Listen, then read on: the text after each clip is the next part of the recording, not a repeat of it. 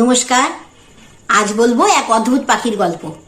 আফ্রিকায় থাকা বাদামি রঙের গ্রেটার হানিগাইড বার্ড। এই পাখিটি মানুষকে মৌচাক খুঁজে বের করতে সাহায্য করে। নিঃস্বার্থভাবে নয়, কিন্তু বিনিময়ে এরা মোম ও লার্ভা খায়। এরা মোম খুব সহজেই হজম করতে পারে, যা খুব কম সংখ্যক পাখিদের পক্ষেই সম্ভব।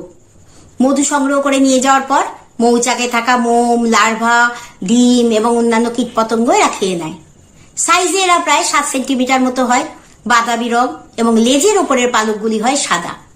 পুরুষ পাখিদের গলার রং হয় গাঢ় কালো এবং ঠোঁটের রং হয় গোলাপি, আর মহিলা পাখিদের ঠোঁটের রং হয় গাঢ় এবং গলার রং ফ্যাকাশে।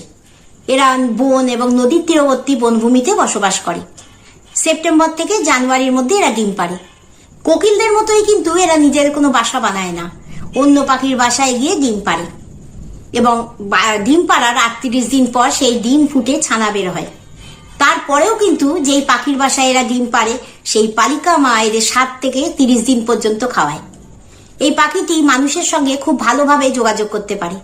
এটি বন্য প্রাণী এবং মানুষের পারস্পরিক উপকারী সম্পর্কের এক চমৎকার উদাহরণ, যেখানে উভয় পক্ষই লাভবান হয়। এরা মৌচাকের সামনে গিয়ে বিশেষ আওয়াজ করে মধু সংগ্রহকারীদের আকর্ষণ করে, যা একটি প্রাচীন এবং বিরল প্রথা।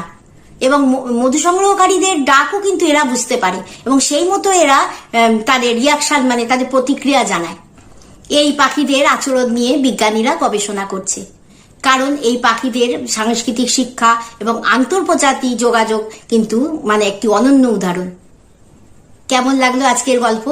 যদি এরকমই অজানা গল্প শুনতে চান অবশ্যই সাথে থাকবেন। সকলে খুব ভালো থাকবেন। নমস্কার।